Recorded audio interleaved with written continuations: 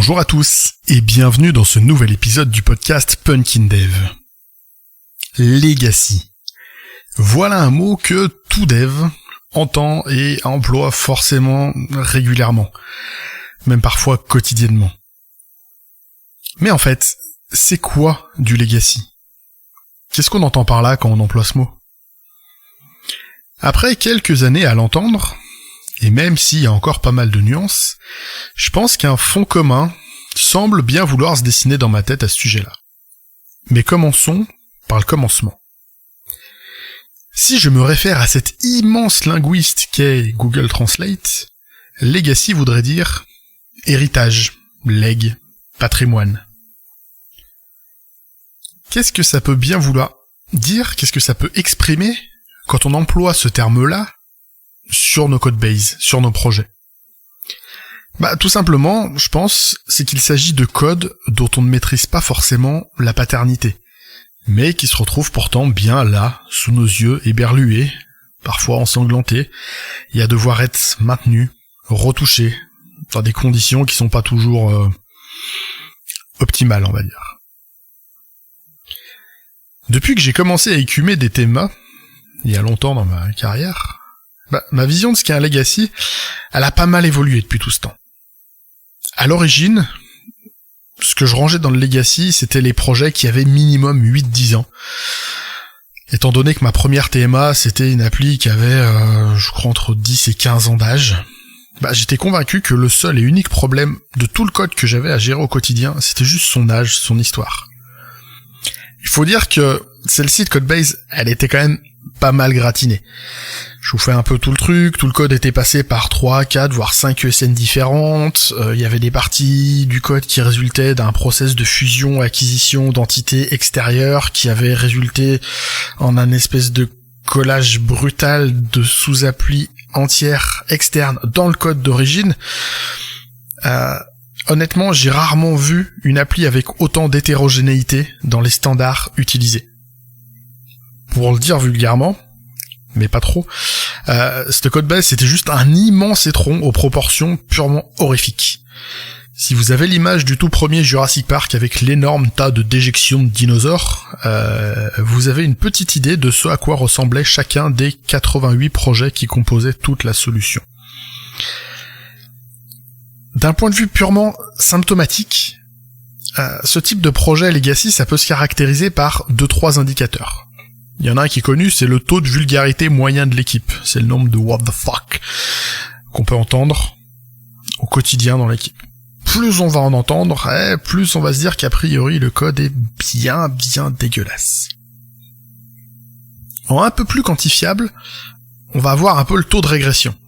Si absolument à chaque dev, que ce soit une évol ou une correction de bug, chacun de ces devs entraîne des nouveaux bugs, là, on peut être certain qu'on est sur un bon gros vieux legacy bien tout pourri. Alors, je sais pas si vous avez le même vécu, mais en plus de la vulgarité, un des trucs que j'ai le plus tendance à entendre venant des devs sur tous ces projets, c'est les reproches lancés à l'adresse des précédentes équipes.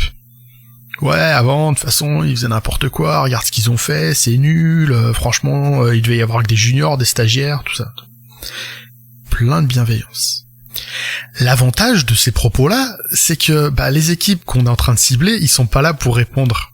Et en fait, c'est vachement pratique pour avoir raison et se sentir meilleur qu'eux.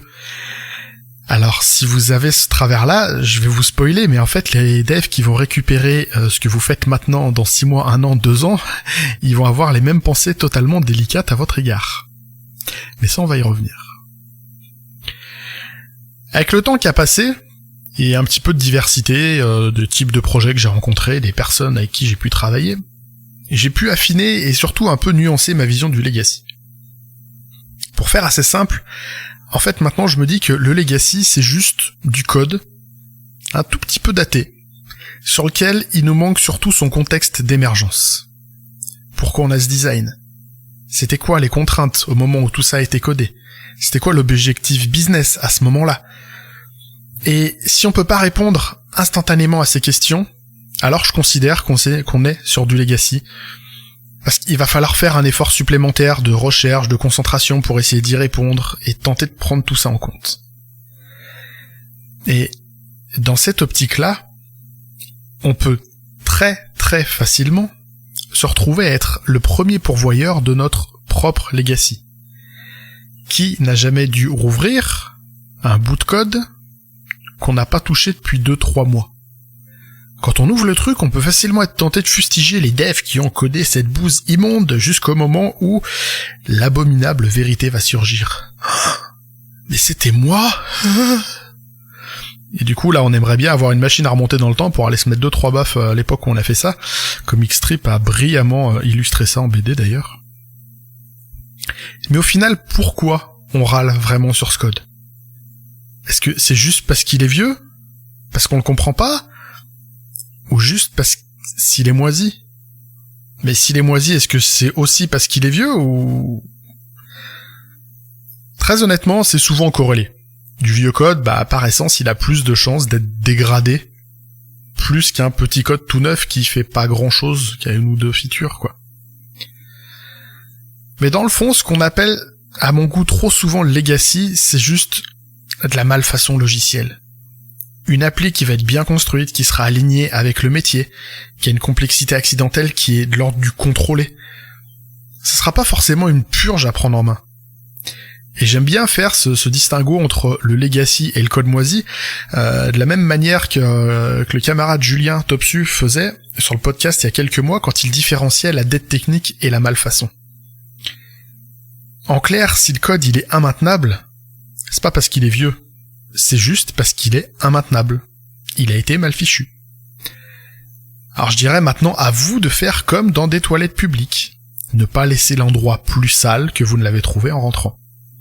Et pour ça, il existe des leviers d'action basés sur de la prise de recul, sur de l'acceptation managériale, d'accepter le fait qu'améliorer l'existant, à court terme, ça risque de coûter, si on veut retrouver du gain à moyen long terme.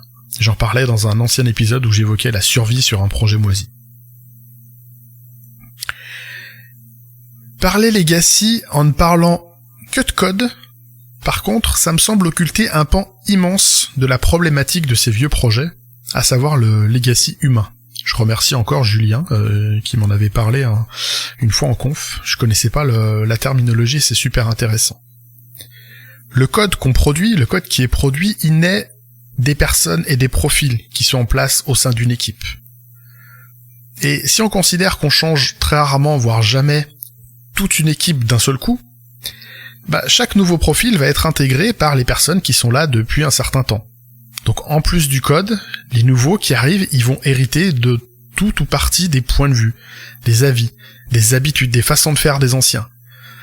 Et sans un gros effort de prise de recul et de tentative de changement, tous ces vecteurs ils vont être transmis tels quels.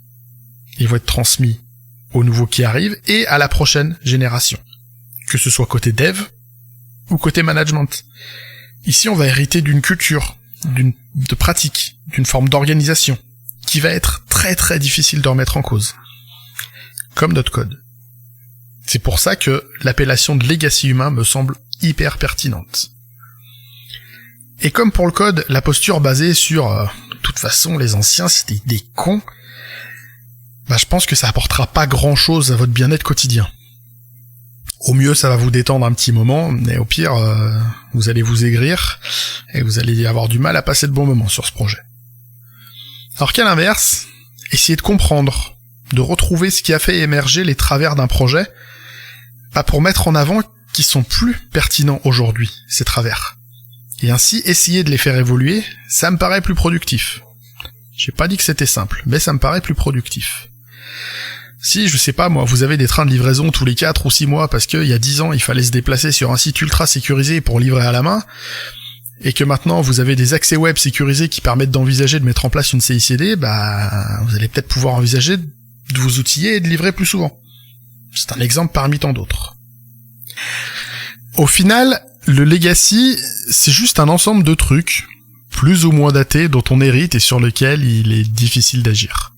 Considérez que chaque ligne de code produite aujourd'hui sera du legacy dans seulement quelques semaines. Donc arrangez-vous pour que ce ne soit pas ce legacy, celui qui vous fait dresser les cheveux sur la tête. Et même si ça a parfois l'air difficile de faire mieux, je citerai mon vieux camarade Francis qui disait en somme « on ne fera pas une appli à terre ». Quand on voit l'état du code, ça devrait quand même pas être si difficile de juste ne pas faire pire. Je suis content, j'ai enfin causé Legacy sur le podcast.